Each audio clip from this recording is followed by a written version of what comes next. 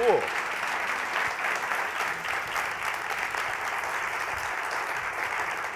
Fun. Hi, everybody. How's it going? Thank you for being here. And trudging through the snow, it's an honor. Yeah, exactly. We made it out. So I'm very excited that you guys are here. I'm very excited to have Doug here because I've been a fan for a really long time, ever since I first discovered his book, Siberia. I tumbled down that rabbit hole and chased him on the internet, tried to meet up with him, et cetera, et cetera. And over the years, we've become friends. And now we meet at events. Yeah, exactly. Now we meet at events. Yeah, we hung out excuses to talk is something like this. Exactly, exactly. So we thought it'd be cool to do this here and invite you guys to come join in on this little mind jam, and then we'll open it up to a Q&A afterwards. Sound good? Cool. Cool. So, Doug, I want to ask you a little bit about the themes in Siberia. I'm particularly fascinated, and I've been fascinated with this term, cyberdelics, which connects the idea of cybernetic systems and computers and high technology with psychedelic substances, expanding your mind. There's a lot of people out there that think that the computer revolution is the literalization of the psychedelic dream of mind expansion, and that the confluence of the counterculture and the computer culture in the early 60s, like, in a sense, sparked this world where it was like, these computers can extend our minds. Computers are the new LSD, and so on and so forth. You know this world very well. Do you want to just riff a little bit on your thoughts on that? Well, I don't know. For me, it was kind of a surprise. You know, I went to Princeton in the early 80s when there weren't many, there weren't that many interesting people there, to use the word interesting. And there certainly weren't many psychedelic, counterculturally theater people there. And after I graduated, I found that the other 9 of the other 12 psychedelic Princeton people had all ended up moving to California to work in the high-tech industry. And that seemed really weird to me because when I grew up, people who used computers were the kids who kind of cut right angles in the corridors of the high school and stuff. So I wanted to find out why people who were, for the most part, more stoned than I was, the true deadhead people would go out there. So I went out and spent time with these people who were, working at Intel during the day and going home scraping the buds off peyote cactuses at night, and trying to figure out why were these people attracted to it, and then why were these people the ones being hired to do it? And what I figured out in the early 90s was that people who had hallucinatory experience were really the only people who weren't afraid to build these platforms, to build this reality. These were people who were accustomed to imagining something that then appeared. Right. Right. So these were people who then had to go and do that as their job. Right off the bat, it makes me think of this idea, you have all these companies that are talking about creativity and out-of-the-box thinking, and we got to get our employees to think differently and don't look at what is, but think of what could be. Stephen Johnson in his book, Where Good Ideas Come From, talks about the adjacent possible. Right. And he says the adjacent possible is a shadow future. It's this thing that's not quite there, and it hovers over the present. I'll tell you that, but and so how do you get there, The problem here, though, is that deliberate and disciplined psychedelics users bring back what they've learned back to terra firma and implement it in real life in a real way. Yeah. And there's a kind of an implicit morality in that. And the kinds of people who were doing computers then were the kinds of people who shared a kind of a common sense of values about people and weirdness and paradox and the arts and all that. And when I look at the people who are programming our reality today, I see kids graduating from Stanford going to work for Goldman Sachs to build algorithms that work on the stock market to outsmart human traders. So I don't feel that value system's implicit anymore. That the adjacent possible is no longer necessarily connected to the real, but is an alternative reality. Let's build this platform. You know, and it harkens back to stuff McLuhan was talking about back in his dissertation when he wrote about the trivium. That there were, you know, these kind of two sects in sort of throughout history, the grammarians who were very concerned with sort of what is, and the dialecticians, the constructivists who were sort of out there on, you know, well, what can we do? What can we construct? What else can we, and the constructivists, it was very consonant with industrialization and the Renaissance and progress and where are we going to go, where are we going to take this thing.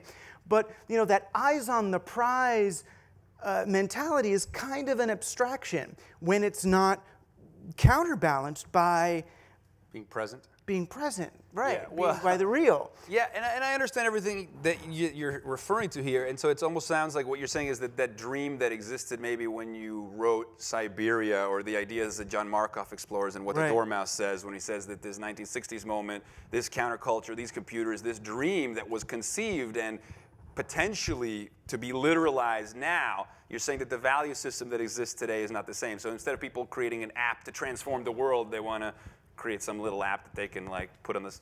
Well, right. It became more the quest. Well, yeah. Or even in, you know, in the best case, it's the quest to make, you know, Second Life. You know, Second Life rather than this life.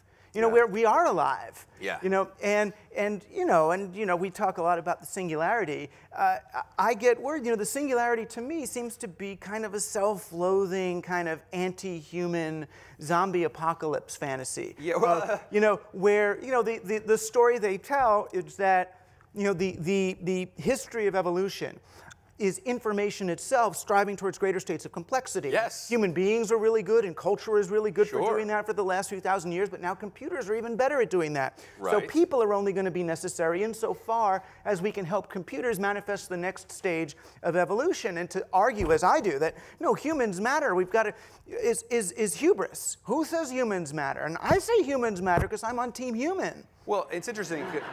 When Kurzweil talks about the singularity and he addresses the criticism where people say, oh, the AIs are going to take over and displace us, he says, you keep talking about the AI as if it's them, but that's really going to be us. You know, I mean, he echoes some of the ideas of David Chalmers and Andy Clark, who says we need to get over our skin bag bias, and that these technologies, if you zoom out and you look at it from the outside, these technologies are actually a part of us. They are our second skin. Just like the spider's web is a part of the spider, our smartphones, our technology, our computers are like a scaffolding of mind. I mean, when you look at the Mars rover on Mars, that's the human mind is crawling Mars. Yeah, but the Hubble Space Telescope allows us to mainline the whole of time through our optic nerve. So it's not, I don't think that we're being replaced as much as far as being augmented, but this is my interpretation. I mean, well, yeah, I mean, it depends. If you're part of the camp that wants to upload human consciousness to a silicon chip and watch it go, then I think that then you've got no problem with skin bag bias, I'll tell you that much.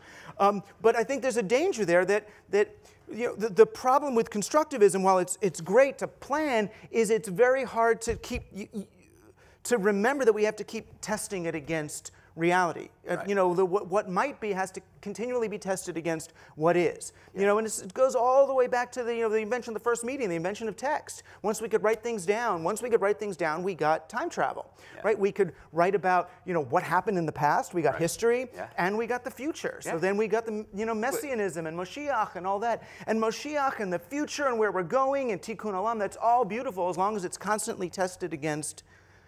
Well, but what's don't happening? You think that language allowed us to dream, because by conceiving of what might be was the catalyst for human imagination, and to imagine progress what and could industrialization be, and all to yearn, that. to dream, to sort of take the protoplasmic yearning of biology and like articulate it into this beautiful. It did, and dreaming is beautiful as long as, just like with the psychedelic trip, as long as that dream is then integrated back into reality rather than engineered as a way to get out of reality. Yeah, well, it's okay, definitely. And one of the things you talk about is the comparison between this, you know, sort of digital future and bringing it back to the human spectrum of experience. So I'm really interested in experience design, and I'm interested in technologically mediating experience, right? So this is something I'm obsessed with just because for my own interest in being blissed out, when I watch movies, when I listen to beautiful music, when I experience aesthetic arrest. These are all technologies, right? Cinema, truth, 24 times per second. Since the cave paintings and all we've been experimenting with from the beginning is kind of challenging our proprioception, challenging where does my body end and the rest of reality begin. I mean, the museums, if you look at the history of museums, you see dioramas, what were they? Whoa, and then holograms, whoa, right. Then virtual reality, whoa! Yeah, Faulkner says, a writer wants to fit the world into a sentence. A filmmaker wants to fit the world into that film. When you go to a museum, you want to fit history into an experience that fits into your now. It's almost like you want to process the world into this moment. See the world in a grain of sand, right. In a wild flower. So Diana Slattery has that amazing article she talks about the term, or the trope, high. Mm-hmm. And she says whether it's drug-induced highs or technological highs, high resolution, high fidelity, our desire to just chase these blissful mind-body states that seems to be integral to the human condition, and us using our tools and folding those tools back into the self to essentially hack perception, hack experience, hack consciousness. I mean, don't you think that's an amazing opportunity for us to play? I mean, does that excite you? It's an amazing opportunity for us to play, for sure. And although I've seen,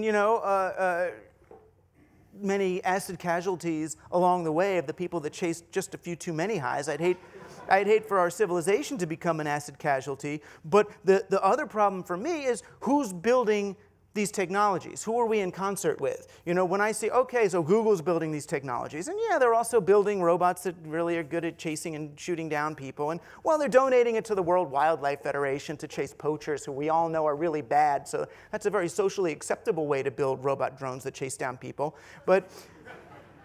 And we know Google will do no evil, so we don't have to worry about that, and the government would never get a hold of I mean, I don't know, while we're chasing our highs, we are supporting the creation of a technological structure that we're not really in charge of. So does that scare you? I mean, do you anticipate like some totalitarian information state where we're not free? Or McKenna talking about us each moving into universes of our own construction where big data is used to create engineered serendipities, where everything that's always around is custom for us and our tastes, and it depends. And the smart systems that we dovetail our minds to our tools, but when the tools start dovetailing back, the distinction between self and world is going to become really flimsy, because everything is going to have mind in it. Everything is going to have my mind in it, because everything is going to be responding to my tastes and my desires and my needs. I mean, I imagine a sort of playground, a kind of wake-walking lucid dream mediated by technology. Kind of like the end of Vanilla Sky, when he's in that lucid dream. Could be. That's what I fantasize about. Could be. It could be. But, for me, the best part of a trip is always waking up in the morning. I mean, coming down is the good part. It should be anyway. Coming down is the part where you're like, okay, now what? Yeah, what did I learn, and how do I apply this, and what is this? And then, and then you go out in the woods and you smell reality again from that new place, and you realize, oh my God, I'm only 1% of what I could be. And I think we both shared that. We're only 1% of what we could be. Yes. The question is, where is that other 99%? Is that other 99% by building these technologies that can then do this stuff, or are we leaving that 99% behind and building technologies that can house the 1% that we already know about? Mm-hmm, mm-hmm. You just said something that really got me excited. You talked about what happens after the trip, this idea that ego death results in a kind of reset of the self. And you go and smell the roses, right. You smell reality, and you've been changed in some way. You've been conditioned by the experience, and you want to go out and be a better person, and you want to exercise new possibilities, and so on and so forth. So I want to ask you, and to the very best thing about psychedelics is you come back and you see the structures that you've been accepting at face value as given circumstances of your reality, and you see them as social constructions of people who may or may not have had our best interests at heart, right? So when our very best digital people are, say, building Twitter and disrupting this industry or that, But then what do? They go to Daddy at Goldman Sachs and do an IPO and reify the worst shit of our society. They basically turn it into another prop for Wall Street. The opportunity of moving into a digital age is not to build upon the mistakes of the industrial age, but to challenge the industrial age and retrieve all of the values that got repressed the last time. That's McKenna's archaic revival. That's McLuhan's retrieval of values. So what I saw on my technological trip, when I saw it was, oh my gosh, you mean we can transact in a peer-to-peer fashion without corporations? Oh, we can invent local currencies and we can use our iPhones to do authentication. We can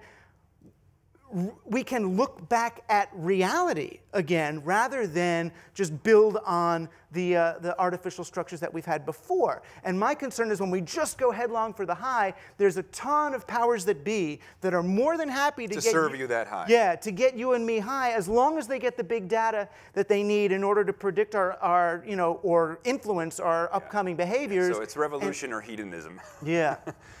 Well, it's interesting though, but sometimes I feel like, okay, so when I watch a movie, I'm a consumer who is paying money, feeding an existing system, a business that is a thriving business, a corporate business that is, those that criticize films say that it's, it's like a soma that's keeping us all placid and mindlessly entertained. But when I see a movie that I love, I don't necessarily want to have a revolution against that system. I actually enjoy the film, and I'm glad I live in a world where these expert filmmakers can amass these resources to make these amazing cultural technologies for me to experience. But I don't know if that just makes me... Because we still have those. There's still great movies. We were talking, you go to a Chris Nolan movie, and it'll blow your little mind.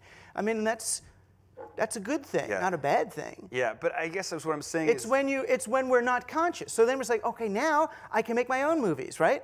And you're one of the lucky ones, right? You can buy a Sony camera and buy an Apple computer and buy some Time Warner Roadrunner uplink speed, and you can now, instead of paying to watch a movie, you can pay to make a movie and upload it to YouTube where Google will own it. And if you're 1 out of 3 million, you can be one of the few that becomes, luckily you or me. Google will own it, et cetera, but the point is technology has lowered the barriers of entry. It's lowered the barriers to entry. There's been a flooding of new talent. There has been a flooding of new talent, but the number of people that have actually made it in the DIY system, if you look at music or filmmaking, is less than made it in the old system. The disparity between the stars of music. That is?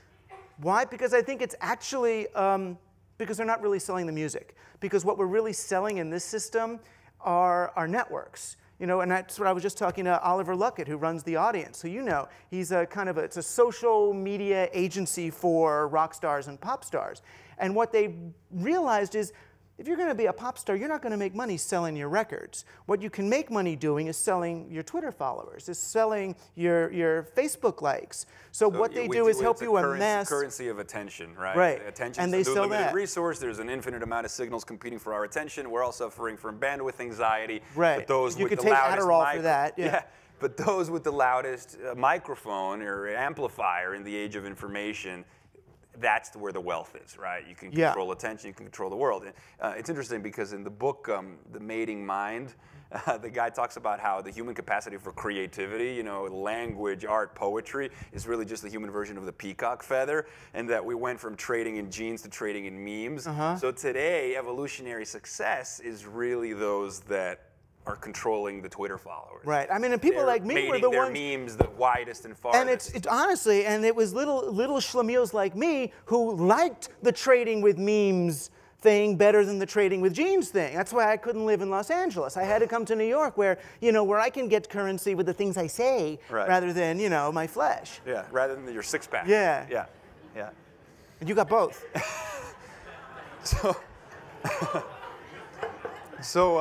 Okay, so I want to go back to what you were saying before about resetting the self, coming down from the trip, whatever that trip was, technologically mediated or drug mediated, and the therapeutic aspects of these experiences. Because one of the things that I've been obsessing with lately, and I've been doing a lot of videos about it, is the subject of awe. And I tell people that awe is, to me, it's a sort of an antidote to existential despair. You know that I'm really into Ernest Becker. He says the human condition is defined by the fact that we know that we are mortal beings. So we lose sleep over the fact that one day in the future we're going to die. And that imbues the human experience with a kind of absurdity, right? We are simultaneously gods and worms. We can ponder the infinite, yet, you know, we watch those that we love get old, ourselves get old, and eventually die. And so I find that whether it's psychedelic therapy or whatever, inspiration, awe, aesthetic arrest are the antidotes to that experience. So ego death, being blissed out, arrests time, temporarily pushes aside thoughts of impending doom, takes us off that people mover that's carrying everyone else towards death. And then there was a study that came out of Stanford where they basically exposed people to experiences of awe, which they defined as experiences of such perceptual expansion that people had to upgrade their mental schemata to accommodate the experience. And what they found is that people who have regular incidences of awe are left with increased altruism, increased well-being, increased feelings of compassion towards other people, et cetera, et cetera. Like there's all these takeaways after blowing your own mind. Yeah, there are. And awe was systematically extracted from the human experience over the last 600 years, because people in awe, people who have awe experiences are dangerous. We're unpredictable. They get hit by a car because they can't cross the street. Which is why we have psychedelic medicine, right? But psychedelic drugs, they're still drugs, right? They're for people who are sick. They're for a society that's lost the ability to encounter awe, and they reacquaint us with awe, not so that we have to do it again and again and again, as Alan Watts said, when you get the message, hang up the phone, but rather to be able to experience awe, as I am right now, just sitting with you, or looking at my daughter, or having sex, or looking at a sunset. It's like, awe, awe, awe. The awe is everywhere. Do I need that medicine? Now, the technology is also good, because you can't get everybody high on acid. We found out in the 60s, people are afraid. You don't. But the computer, great. All right, so let's give people some awe experiences. Awe experience, great. Not so that they can then travel into the computer, into the land of awe, right? But so that now that they recognize awe, or a simulation of awe in this case, they can come back to the real world and go, oh my gosh. But it's true, but the existentialist philosophers were always saying it. I mean, Camus used to say life should be lived to the point of tears. I mean, you read the romantic poets. Life should be lived to the point of tears. Yeah, like and you should go to a movie to experience a simulation of someone else's life. You can go into virtual... Because we can't have it in our own lives. That's, well, but that is a tragedy. But you know, we can have it in our own lives. It's a thing. It's here. It's available. We don't need to pay Google for the awe. Yeah, but we don't. This is a way for white, I don't know, man. I want to have my iTunes playlist with the custom music that I picked to be playing, conditioning my real experience. So I still want to use the technology. I know, but there's also there's reality out there you can listen to too. Like just the trees rustling. Yeah. The trees rustling, I mean, gosh, going to, my favorite thing, and I lived in the West Village back when that was affordable, was there was a public school there, and I would stand at the chain link fence when they had recess and listen in perfect stereo to all the kids playing in this thing, and that was awe, right? But it was awe, it was right there. I've always envied people that just are naturally in awe. My mother is one of those people. I mean, she's just one of those people that just everything moves her. She finds beauty almost in everything.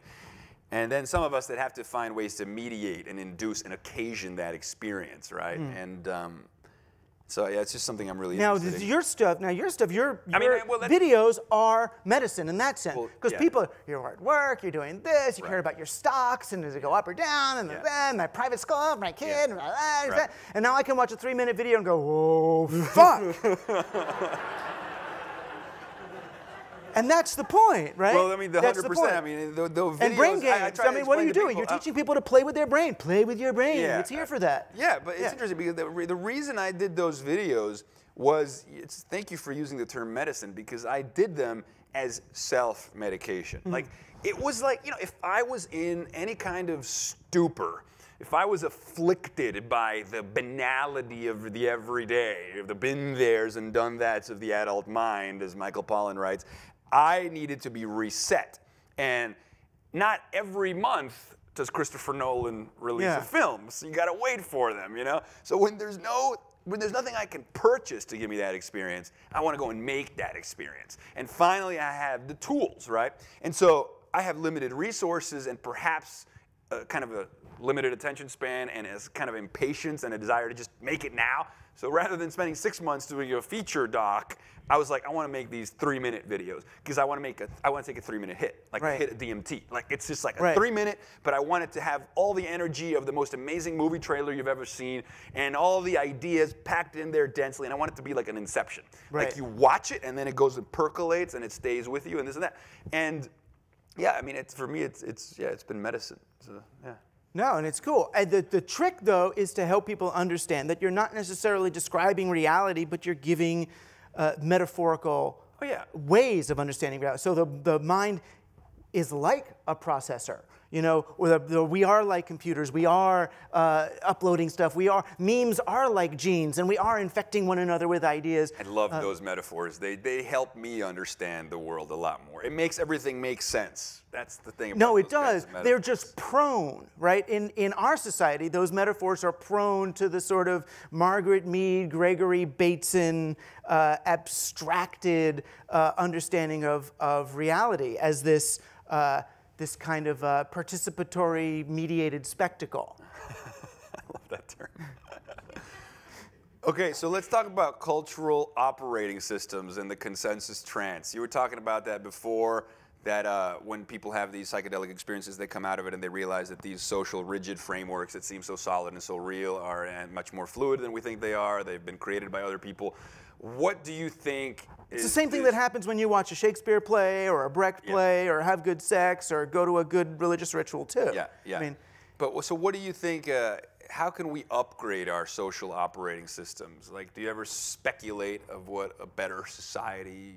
Yeah, I mean, for me, it's we all funny. run around naked. For me, the digital thing is so key because we have migrated, from an industrial age society to a digital one.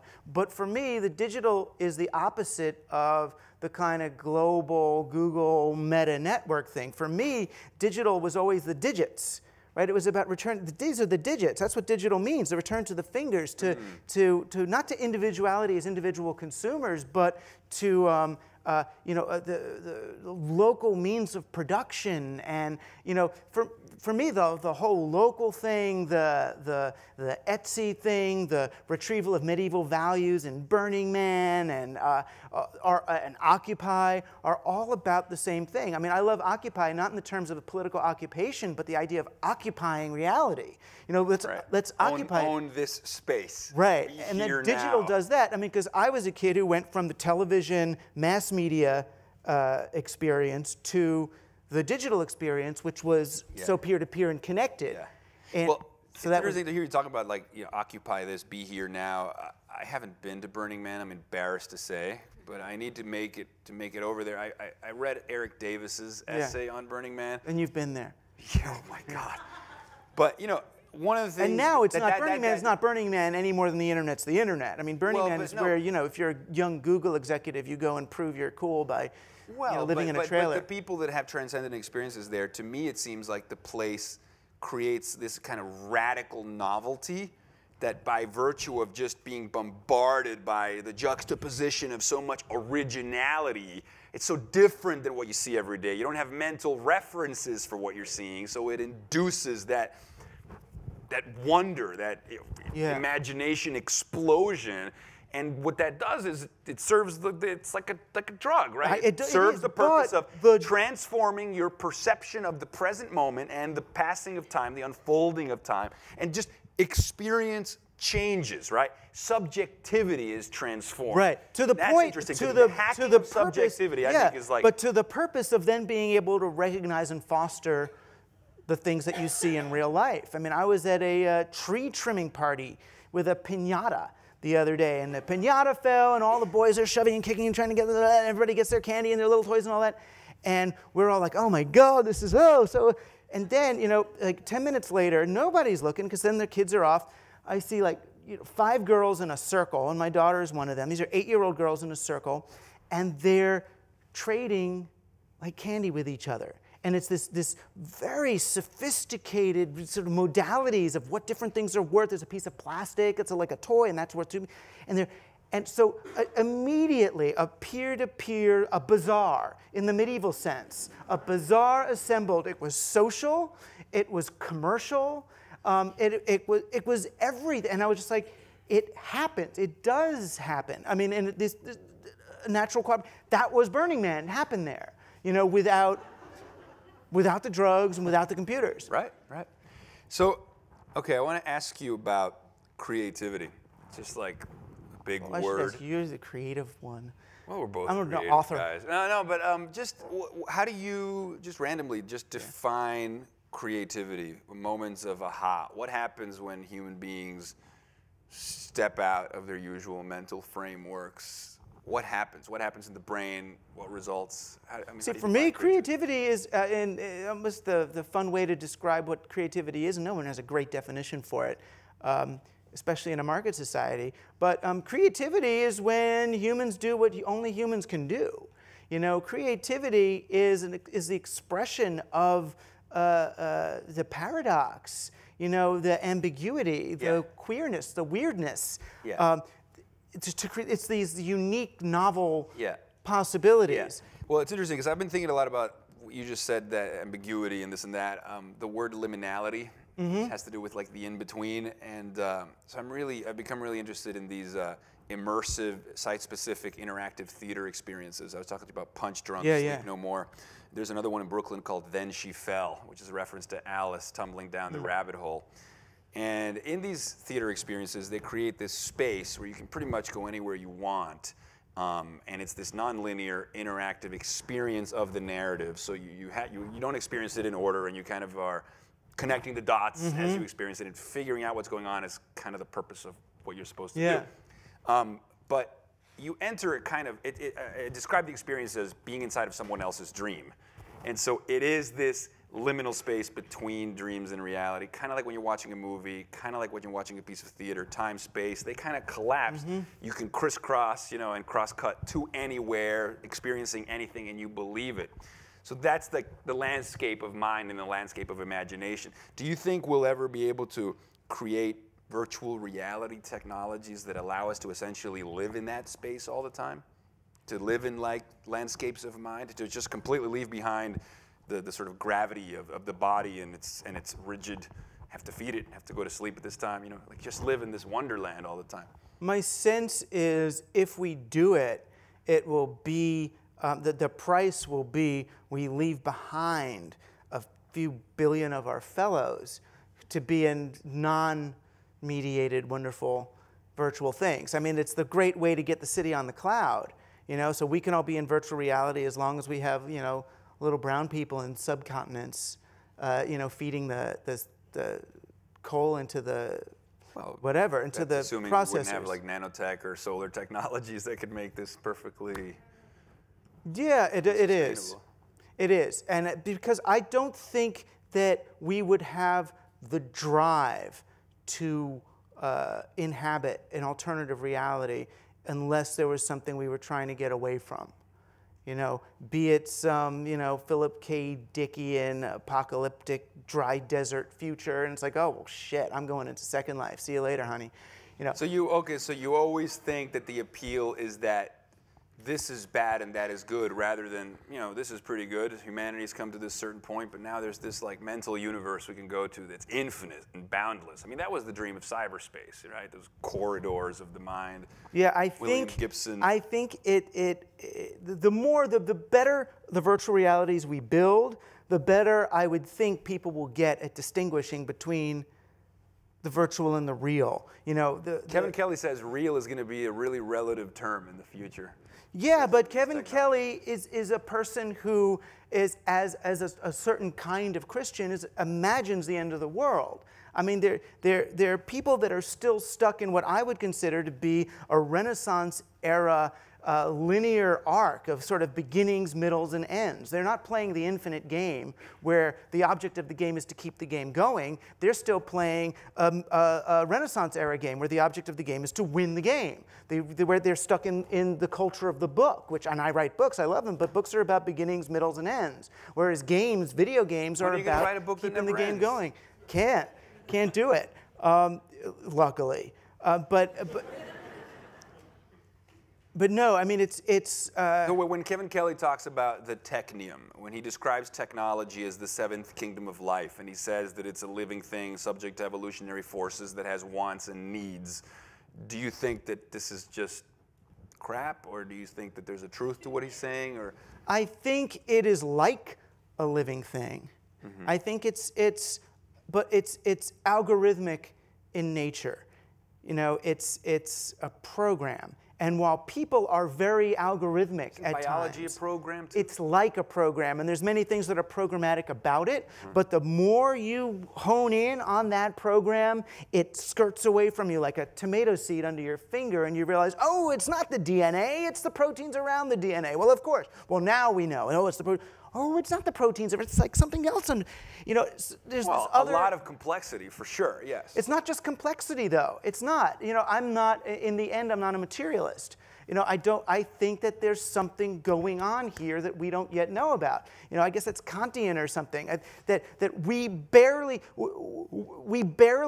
even perceive reality, much less are we able, we can't even recreate a simulation of what we perceive, much less the 99.9% of reality that we don't perceive. So I don't want to... So you talk about the limitations in understanding our own consciousness, not to mention our limitations in creating instruments to perceive the world. Because we can't see the very small, but we create a microscope. We can't see the very large, but we create a telescope. I mean, we can peer into like the universe pretty vividly. Exactly. You're saying what? You're saying these guys buy a model. They buy a model of reality, and it may be true, where, you know, there was this matter, you know, it was a boom, and then all those things banged into each other, and they got more complex, and they got so complex that eventually there was emergent consciousness from it, right? That there was the Big Bang, and then there was time. Well, what if they're wrong, right? Because they still don't understand that at all. What if there was satisfying answer? What if consciousness preceded the Big Bang? What if consciousness was a prerequisite for the Big Bang rather than the result of the Big Bang? You know, then if it was, then, well, wait a minute, now what are we playing with? You know, so if we don't understand sort of the very basic building blocks of reality, I'm concerned about ditching reality for another one. I love Playland. I love Disneyland. I love movies. I love all these things, but I would never mistake them for reality. Disneyland's a great idea. I mean, and if, you know, a world where the trains worked on time, I feel like Disneyland is what would have happened if the Nazis had won and weren't evil. You know? Oh, God. You know? And that's fine.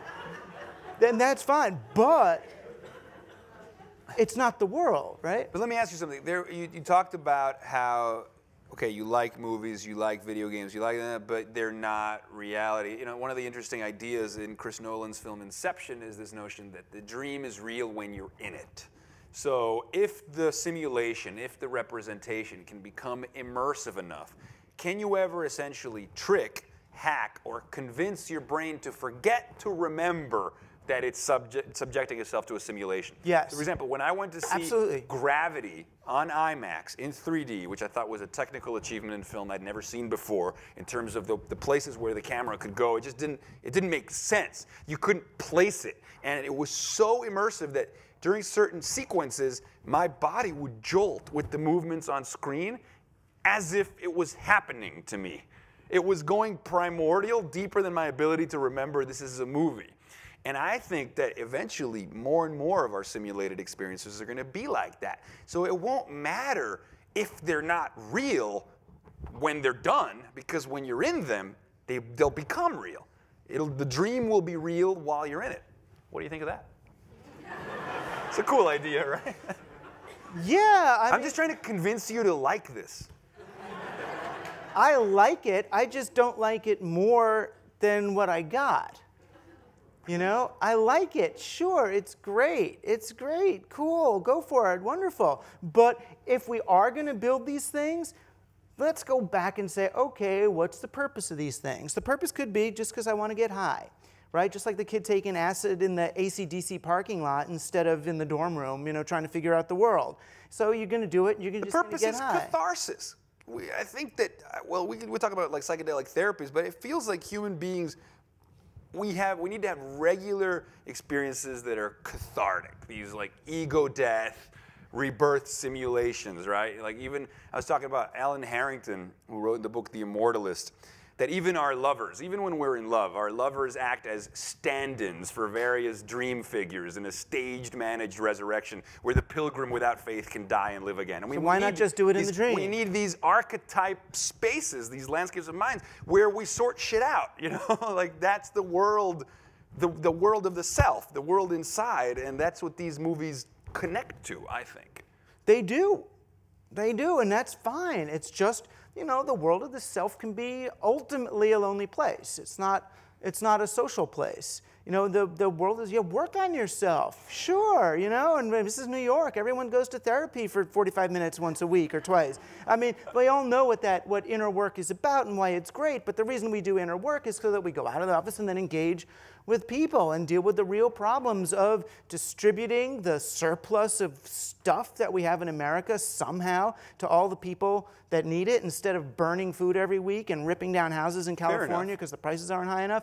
It's like the practical concerns are so real. Yeah, well, I completely agree with you, but the practical concerns are also, they are being addressed. I mean, you know, there was an article in the New York Times recently that said that the lowest level of poverty, the most extreme form of poverty, has almost been eliminated across the world. You have, you know, Steven Pinker, who wrote The Better Angels of Our Nature, and his TED Talk, The Myth of Violence. It says that, contrary to what you see on the news, the chances of a man dying at the hands of another man are the lowest that they've ever been in history.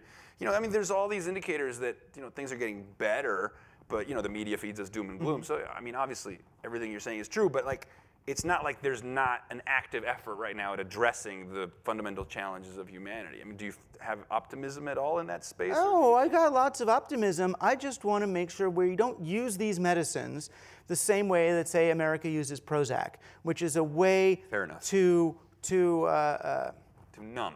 To numb, yeah, exactly. To help us cope with reality as it is rather than engage reality to make it less painful.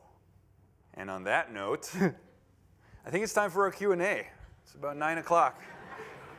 So and don't assume that this is like a pro-anti here. Yeah. We're both pro and anti and all that. We're Exactly. just kind of, I mean, it's sort of the rules of brain jazz in a way. You kind of stake out positions. On another night, under different medications, we could as easily be taking opposite stands. This is just sort of where I'm at right now, because I was really disappointed. Really, it all for me, it's my disappointment in Bitcoin.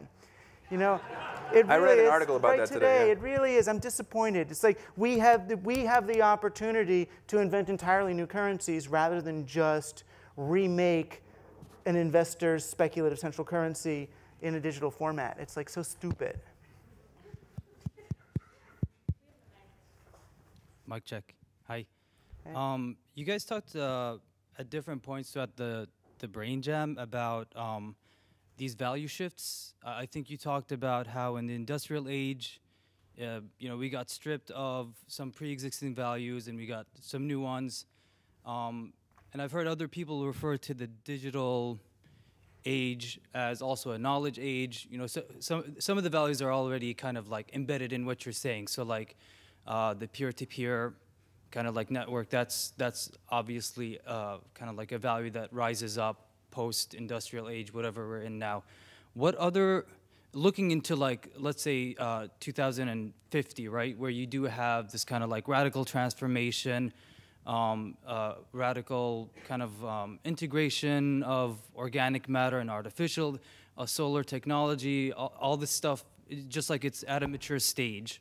I wouldn't say it's stabilized, but it's definitely like at a mature stage. What are the values that humanity will hold kind of like and prioritize in the future? Who knows? You're going to be here. I mean, I think right now, that's part of why this moment's so interesting is it's up for grabs.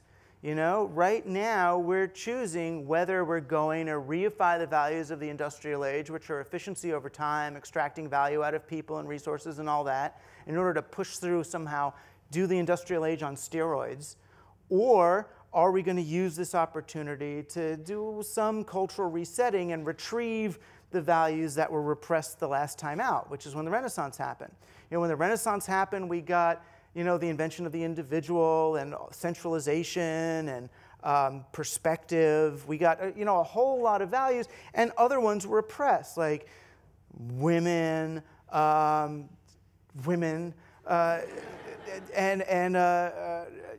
peer-to-peer, local, the bazaar, all those kinds of things. I would love to say in 2050 we end up in a reality where 85% of our needs are met locally through peer-to-peer networks of people we're engaged with in the places that we live. And 10 or 15% of our weird, cool stuff comes from big international high-tech companies that make us phones that have very, very big supply chains, that will move into either some kind of a world with many cottage industries that are all networked, and it'll be, vastly more efficient. Or if the big data people have their way, we'll end up entirely more predictable than we've been before, and we'll be easily influenced to just purchase whatever the next thing is. Well, there was a recent article that said that physicists discovered basically a law of physics that can predict the growth of cities. So like even the behavior of human beings and the unpredictable changes that happen, that can all be described by an equation. That cities are like organisms and they have all these metabolic rates. So yeah, who knows? I mean, maybe what big data is going to reveal is something that it scares us to admit, which is that we're not really these free, autonomous, creative beings, even though it feels that way subjectively. But at a macro scale and looking at all the data points, that we're just algorithmic cascades after all. And we have to maybe live with that duality. Like, sure, the big data AIs can predict everything we're going to want, but it doesn't feel that way to me. For us, it'll feel like we live in this like carnival land of novelty where everything is interesting and everything is awesome. And people in the imagination business in 2050 have storytelling technologies that are dazzling in their capacity to wow us. And the movies like Gravity, in 2050 will be that much cooler. And the materialists, dismiss this sensibility. They call it essentialism. Oh, it's essentialism. You're a sophist. It's some weird romantic, melancholy for this idea that human beings are weird and that your perception matters or that you have free will. And this illusion is good enough for me to I'm going to work with it. I'm going to act as if, I'm going to behave as if this is real and as if they are the ones who haven't figured things out.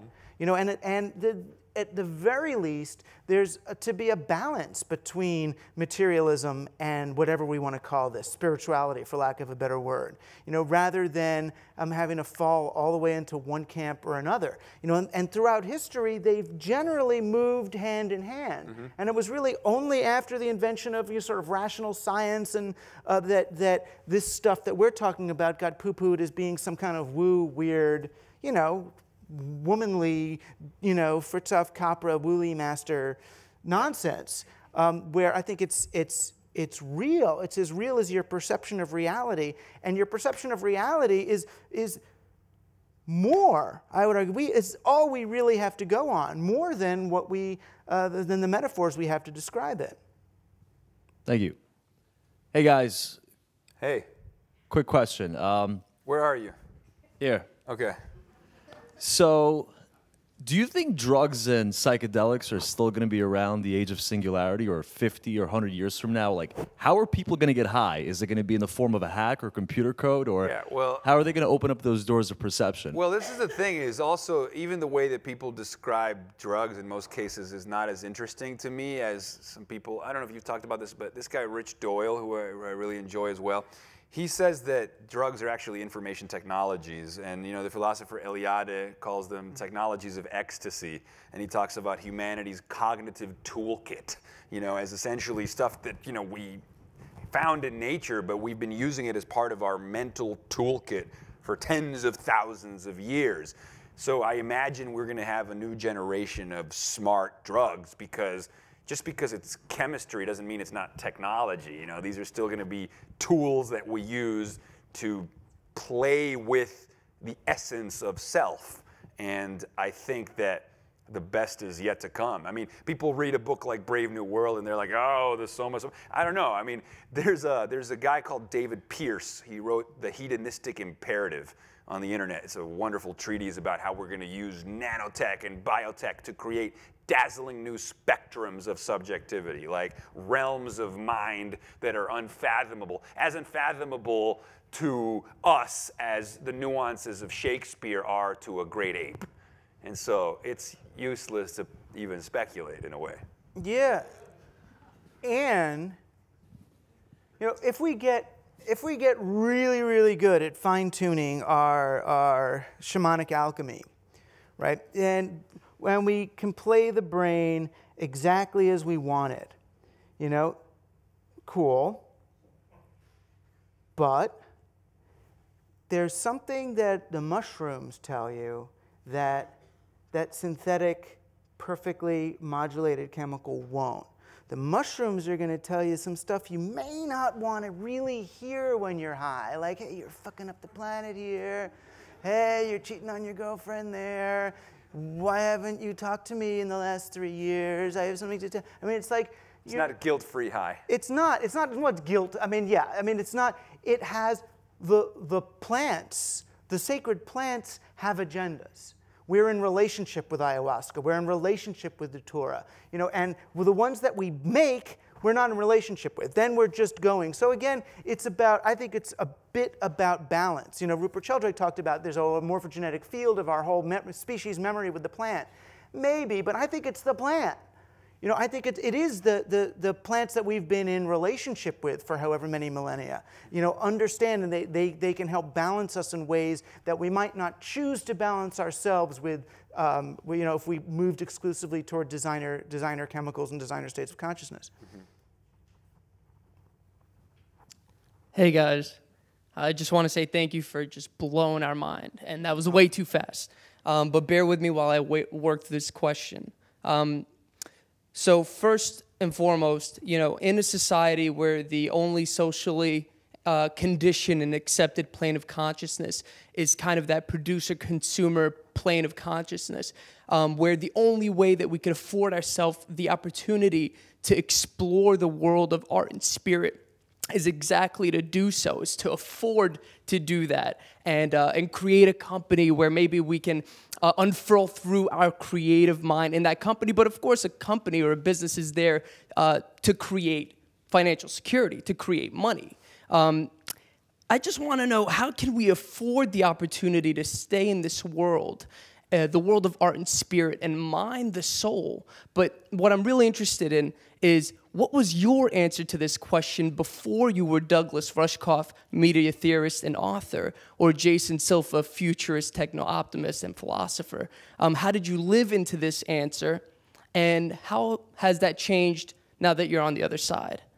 Because you made it.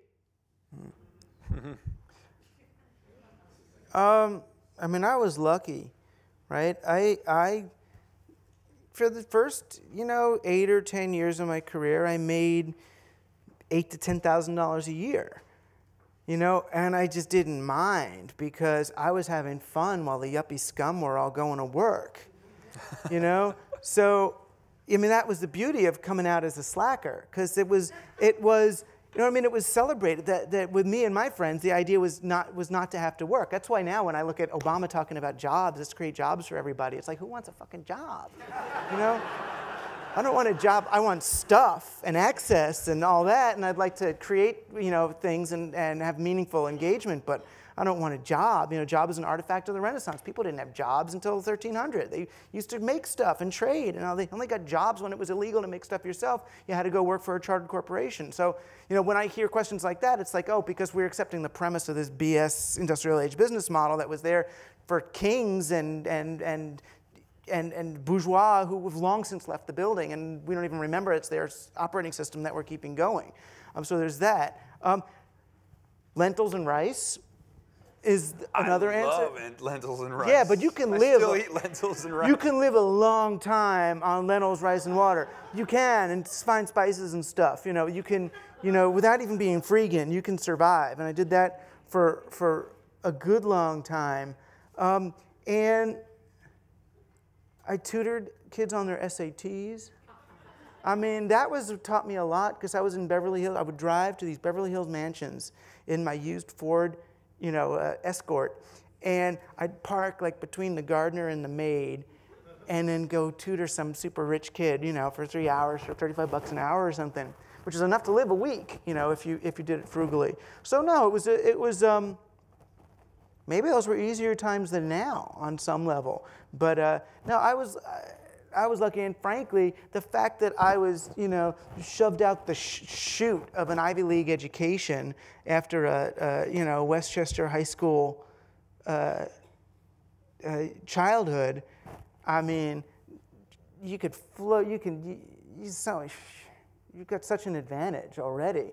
It's like you're not being put out on the ground. You're being, at that level of wealth, of an upper middle class parent, you're being shot out. You got a long way to go down before. So I'm a child of privilege. I see it that way. The fellows at Princeton, who are all these private school rich kids, saw me as the poor kid. Was the funny thing, But Yeah. no, so it was luck, and not getting off the bus. I think the big thing is, I've never worked for some other thing, so everything I did was investing in my own. I hate to use the word like brand, but in my own franchise, in me. And so it builds. The freelance lifestyle is more secure than having a real job, because they can't fire you, and you lose this contract, you got 5 more. I mean, it's. Well, it's funny you say that, because there's some school of thought that says that in the future everything is going to be essentially freelance, and people talk about the rise of the creative class and these people empowered by technologies. And there was some article I read that was unbelievable. It was saying that there's a sort of mentality of people living in places like Berlin or Williamsburg, Brooklyn, that think it abominable to have to work for somebody else. And these are like these creative people that have the education of the upper class, but maybe the income of like the lower middle class, and so they're like these super intellectually affluent people that don't necessarily need things, and so they're not as dependent on money because they don't need to buy as much stuff because they have everything, just their laptop on their iPhone. That's it, So that's really interesting. But to answer your question, I think for me, I like Stephen Johnson has a great line. He says the world is full of clues and you can read your way through it. So I've always kind of felt that like the signs are there, connecting the dots on how I can do my thing and make it work. I was lucky enough to grow up in a household where my parents encouraged me to kind of find my bliss, and just make it happen. But also, I think there's little techniques. George Carlin actually was interviewed recently about his career, and he was talking about psycho-cybernetics, and he discovered this book on psycho-cybernetics. Are you familiar with this? And he was saying that the brain is essentially a goal-seeking mechanism, and that there's these devices, these tricks you can use to create impressions in your brain that then teach your brain what to look for in the world to connect the dots to achieve your goals. And so he says the first impression is, okay, you get an idea, or you notice something that inspires you, and you're like, oh, that's what I want to do, or that's what moves me. So that's impression 1. Impression 2 is you write it down.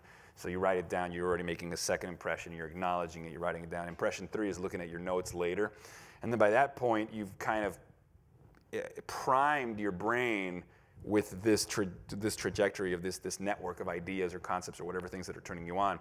And then what happens is, a few days later, you're walking down the street, and all of a sudden you start noticing all these serendipitous signs that are connected to what you were thinking about. And people are always call that magical thinking. And they're like, oh, it's the secret, I'm attracting it. It's not that. It's that you've primed your brain to connect the dots using that meta pattern, right? Because the signs are always there. You can read anything in any way, but in a way you're kind of like hacking your brain to pay attention to the clues that are going to help you achieve what you want to achieve. And I feel like I didn't know about psycho-cybernetics, but it actually echoes a lot of the things I've done. Like if I look at my notes from 3 or 4 years ago, I have these scribblings and these lists of describing exactly what ended up happening in my life, exactly where I was going to be and what I was going to do, and describing it. And it's just crazy how then you end up having those patterns just marked in your head, and then you kind of, it's a thought. Is it on? Wow, what a question.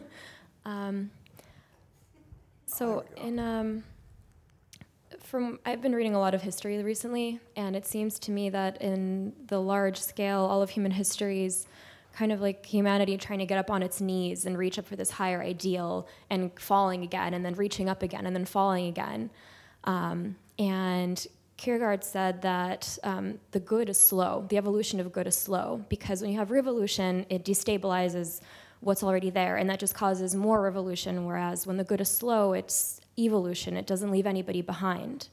And that was just a comment, that wasn't a question. But I recently read in a Russian magazine an article that questioned several spiritual leaders, Christian, Buddhist, just trippy people, some professors, about their psychedelic experiences and what that had to do with their spiritual growth, and they all unanimously said that it had nothing to do with their spiritual growth.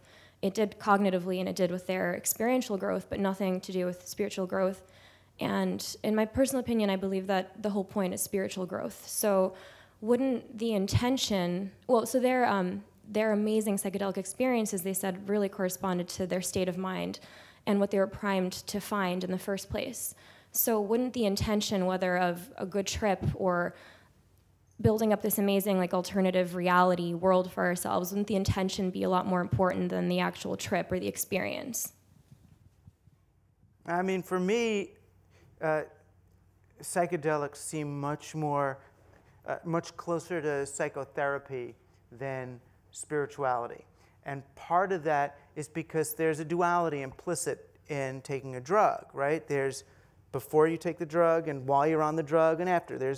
You're getting high, right? So high means and then you're low. So there's this sort of duality in it. And for me, I got really into this idea of, birthing another human species through collective whatever. It was sort of when I was back in the sort of rave psychedelic mode. And I thought that the ultimate spiritual progression of our species will be to achieve meta-organism and then give birth to some other thing. And then, so I had that, and then I get married and have a kid and went, oh, that was easy. Well, hard, but you know what I mean? But that was like, it's like the real tools of evolution have been staring me in the face all the time, and they are more subtle, they are more slow. They're not these giant system-wide, revolutionary leaps. Revolutions are what? Revolutions are circles. That's what they do. I'm into Renaissance, which is what? Rebirth of old ideas in a new context. So you get a new technology, a new media environment, and now we can retrieve things and bring all those who didn't come along with us and go, oh my gosh, those Aboriginal people that we thought were all doing nonsense, they actually have the technology that we need in order to get incrementally forward. I concur.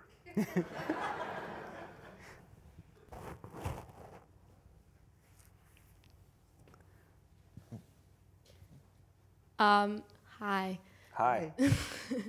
So Douglas Rushkoff touched on this before, on the fact that the agendas matter, like the agendas that we have matter. And so I guess what I'm trying to ask is that to Jason Silva, when you talk about this future where our technologies advance so much, and singularity and what's going to happen after that, don't you ever feel afraid that things will advance so quickly without necessarily thinking about what we want to do, what our agendas are when we have this future?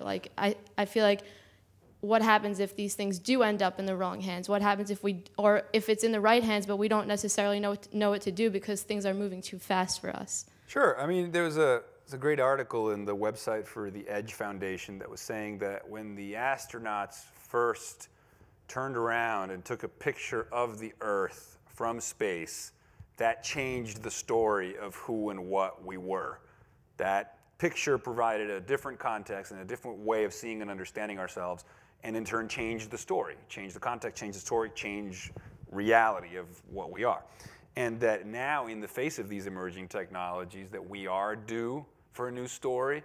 And I'm not a scientist, so I tell people, I was hearing this filmmaker once saying, I'm in the feelings business, or I'm in the imagination business, but I feel like, my small contribution to that is the exploration in the media that I make. So my short videos are speculative, and they're about technology, but they're also about metaphysics, and they're about the human condition, and they're about love, and they're about loss, and they're meant to provoke a conversation and a discussion, And I always say I just want a seat at the table, you know what I'm saying? Because I agree with you. I think that we need to be talking about these agendas, and I want to be part of that conversation for sure. I mean, that is an ambition of mine for sure. That's funny. I remember the first few times I was interviewed when I did my first book. Said, what are you doing? I said, I just want a seat at the table. I used to say that all the time. I just want to be a part of that conversation, a real part of that conversation. Yeah. But the thing is, then you get your seat at the table, and now, which is sort of where she's going, is well, now what? Now you got your seat at the table, and then you realize, oh, I'm not a journalist. I'm a propagandist, right? And that's okay. So what am I? I mean, because we're all propagandists. No such thing as balanced journalism. That was such a stupid idea that we'd be balanced. It's like, where do you put the fulcrum? Stop pretending, exactly. Yeah. So instead, we're arguing for something. We're fighting for something. We're trying to persuade people of something. We're trying to at least get our mirror neurons activated by people agreeing with us. Yeah. You know, and then what? But then what do we want to throw out there? You know, is where you go with it. And it's funny, for me, it started, I used to say, oh, what I'm trying to do is get people off their bad trip. I felt like I'd go in front of audiences and everybody's, oh, technology and this and the internet, and I'm going to have to change, I'm going to have to learn something. You told me that's what the phase I'm in right now, right? To get people off their bad trip. Get people off the bad trip to say, no, it's going to be okay. Waking up's not going to be so hard. It's going to be okay. Everything is okay. Don't worry. It's all right. Have fun. You know, and follow them down their corridors so that they really believe that you understand the terror, you know, so that you can take them out of there. But then it's like, so then what? You know, then what? I mean, and you can do that because the phase of life that you're in is you still have the exuberance to make people feel comforted, you know, and okay and excited. But then it's like, okay, so then when they're on the trip, now who's steering the starship? Yeah, what do we do with that? And I tell you, it's a work in progress. Yeah, but the ones who've been steering the starship, I don't trust them. I mean, whether it's Mark Zuckerberg or Sergey Brin on that side, or whether it's, you know, Ray Kurzweil or Kevin Kelly and those guys, I don't trust them either. I feel like they are still in the story. You know what I mean? They're still trying to figure out a story, and what story are we going to tell? And I think it's time. Stories are for children. You tell children stories at night so they go to sleep, right? And you try to dose it with some programming about the morals that you want them to have when they grow up. But I think we're past stories. Now we're in something more like a game, or more of an adventure, or more an experiential, something like the theater experiments you were talking about. You know, and it's a different way of taking people. Hey guys, this side. Hey. And kind of related to that, in this age where technology and social media are kind of like this limitless extension of our individual being, can it be kind of counterproductive in that in interpersonal communications where, especially young people, there is no delete key, and it's kind of taken them away from improvisational face-to-face conversation where they're uncomfortable interacting with people, where they can't go back and, you know, delete what they've said, where now there's this kind of insecurity in just talking face-to-face. And then throw the market on top of that, you know, in a value system where you actually have a number of how many friends you have as a way of judging, you have metrics for your popularity and success. It's tricky, right? 94% of human communication happens non-verbally. So what happens when you grow up in an environment where you're using text to engage? I mean, you end up with a kind of an induced Asperger syndrome, where, you know, you don't make eye contact. You're afraid to make eye contact. You don't know how to establish rapport. You don't know how to not just stand up in front of a group of people, but to engage live with one other person. You resort to this, or you want to, you know, you relate through the selfie rather than through the self, and it's yeah, no, and I agree. I agree with what you're saying to an extent, but I also think that is a criticism that is biased in favor of the communication style that we're comfortable with and that we're used to, and this assumption that this new one is not as good, et cetera, you know. But Kurzweil, you know, who is a friend of mine, he says, look, we're not going to be interacting with each other through these square-shaped devices. I mean, these are temporary growing pains. I mean, these devices are going to be shrinking down to the size of blood cells. They're going to be in our brains. You know, sending a text message is going to be, I mean, very different than like going down into a screen like that. We'll be able to just send our thoughts to one another. Maybe we'll transcend verbal communication. Maybe we'll transcend words. We'll be able to like become each other and merge our consciousnesses. Like, I mean, there are all these speculative, exotic things on the horizon potentially, but I think, you know, to criticize it now as if it was the end of like the way humans communicate, I'm like, no, it is what it is, and if you are not a fan of it, then make sure you practice being present, you know. But I wouldn't label it like the end of the world, you know. It just is what it is. I don't think it's the end of the world, but I think it has to be balanced is all. Yeah. you know, by some real world engagement. You know, I get concerned when I see kids in a classroom with a teacher and they're all looking at their tablets. You know, it's like, no, when you're in the classroom with the teacher, you shouldn't even be looking at the book. I mean, remember Captain, My Captain? They put away the poetry book and they engage with each other, you know, because our face-to-face time is so minimal. And how are we going to know, you know, what the nanos should do if we don't, if we aren't experiencing the full breadth of what we already have? I think we have time for like 1 or 2 more questions, and then we have some vodka for you guys if you're over 21. Yeah. Thank you to Russian Standard Vodka for providing the free vodka bar after this.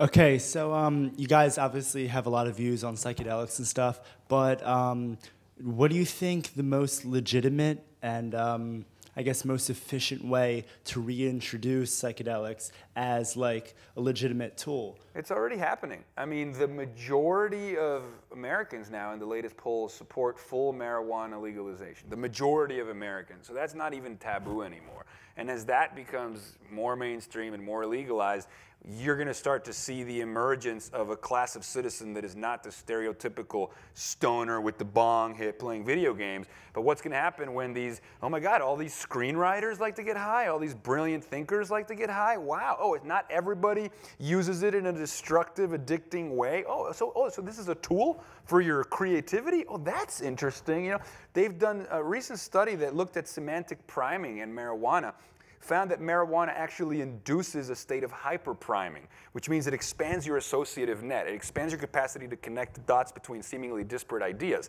A sign of creativity right there. Or at Johns Hopkins University, where they're doing psilocybin mushroom studies with people who have terminal illnesses and making them like take, you know, process their own mortality in a radically different way. I think even the government, I mean, there is going to be a psychedelic renaissance, and I think we're already seeing it a little bit, right? Yeah. I mean, I'm certainly I'm more interested in that than watching Big Pharma neutralize the insight elements of these drugs and turn them into, you know, sort of coping neurotransmitter modulators. You know, which is where, you know, where they went with it in 30 years. You know, so, and luckily, I mean, the plants are still there. You know, they're still, well, it's not illegal yet, I guess. But a lot of seeds are illegal. So the whole thing with seeds and Monsanto and copywriting your genes and stuff, that gets really tricky too. You know, because if we take that, it's like, right now, it feels to me like the technosphere and the marketplace are equivalent. You know, and if we can somehow parse them from each other, I'm going to like the technosphere a lot more, because then the agenda then it's to be like, what's technology for? It's to make us more human. Right. It's to realize our full potential. Right. Rather than what's technology for? Well, it's to enhance what we can sell. Yeah, what we can sell or how we can extract data. Fair enough. Okay, one more question. Okay, that's me. I'm the lucky lady right here. All right. Thank you so much for this conversation. Incredibly invigorating. Aww. Jason, you are like a electrifying optimist, and Douglas, you're a very reassuring, practical person for me. Shots of Awe is like a lightning bolt of inspiration, and I got super high on it, and then I was like, Crash, wait, there's some things he's just not talking about, and Douglas brings them into the conversation. So what would be incredibly awesome for me in my world is like a super organism, the way that like a flock of swallows fly through the sky. That, like if humanity could take that metaphor and, like you say, use technology to become more human and more telepathic and more in touch with each other, that we're like aesthetically, peacefully in harmony through the sky. That's what I want.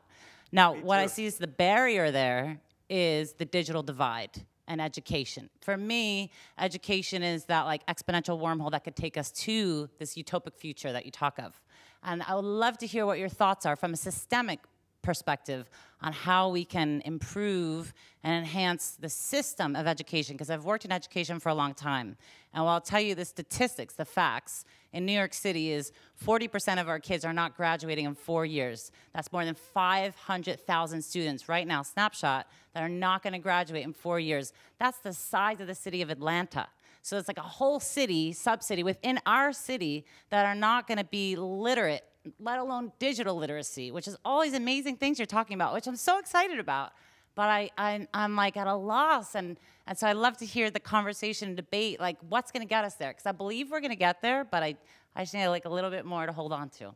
Yeah, well, I mean, just briefly, I agree with the problems that you're talking about, but I think education is due for a massive upgrade. I think the whole idea of how we teach and how we learn, and whether it's doing more fMRI scans and introducing like crazy psychotropics into the classroom, I mean, maybe after you're 18. No, but I'm just saying, like, I think that we need to just lost the job completely as chancellor of the schools in New York. No. I just think that we need to not have an educational system that is still of like the Industrial Revolution age, you know? I mean, I went to a Montessori school, which has a kind of different philosophical agenda. But at the same time, I think these technologies and these tools are giving us radical new opportunities. I think there was a Bill Clinton article in Time magazine called A Case for Optimism, where he says that forget about the haves and the have-nots, because the cell phone was one of the greatest inventions in history to pull people out of poverty, for example. And the idea of the digital divide is actually not what we thought it was going to be, because people are wired, people are going on the internet. Whether or not they're using that to watch LOL cat videos or actually learn stuff online, that's something else. I'm a big fan of Sir Ken Robinson and a lot of his ideas about education, and kind of like not try to turn everybody into a robot and so on and so forth. But my mom also taught for 5 years at the South Bronx, so I'm also privy to a broken system, and I understand how that works as well. But I just think, you know, throw away what's not working, be willing to upgrade the whole thing, put everything into question if we have to. I mean, start from the ground up. I mean, yeah, it's funny. This question, it brings up everything sort of I've been thinking about tonight. I mean, on the one hand, the thing I did after my period of, after my decade of awe, was looked and basically said, I'm going to go to the darkest places of mind and of reality and test my awe. And I'm going to go as deep as I can without losing it, and then pull back and figure out how to work with it. So, you know, the first thing, I went to South Africa before the elections and go around Soweto and see, basically test myself in the darkest possible places to then look, what do we do? In other words, as a way of challenging my awe and earning my awe, right, by going dark. So when I go dark, I'm not a pessimist, but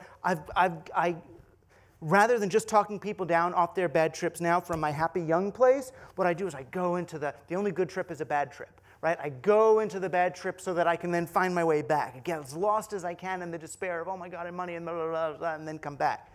Education is definitely one of those places. And education is the place where we can say, okay, we can use digital technology to build on our education system and make kids more job ready and teach them code and do this and give them that, and so they can get into IBM, and they can, in other words, or, you know, and that would be the constructivist approach, the dialectic approach. We're going to build on top of that. Or we can say digital technology and the big digital change is an opportunity to go back and say, and this is what the sophist would do. This is what the grammarian would do in this situation, is go, well, what's education for? What is it for? Right now, what it's for, if you look at, you know, Edward Cubberley, and who created a modern American or New York education system, it was to create, we all know, you know, workers for American factories. Right? So that's why they have bells after every class. This is why your school is like that. They're trying to make you a good factory person. The teacher is the foreman, and you students are the workers, and the bell rings, you go to the next place, you learn, you memorize this, you do that, follow my orders, and go. Do you have a hall pass? No? Good. Right. That's what it's for. It was constructed to do that. And now we're like, well, what is education for? You know, and it depends. It depends on what we think the future of the economy is. I mean, if education is to create a new peer-to-peer society of creative people who are engaging, if we accept the fact that we only need people working 10% of the time in order to give everyone the food and shelter and stuff they need, what are we doing with the other 90% of human activity? So then what you have to do is go back and you say, oh, well, education is to imbue people with the ability to do critical thinking. You know, it's the need for the liberal arts education is actually more important now than it was before, because now we need a generation who's going to ask the big questions. If anything, the purpose of education now is to create the people who can develop the next education system. There you go. You know, it's very go meta on it. But yeah. Cool. Well, thank you guys. Join us for a drink. Thank you. Yeah.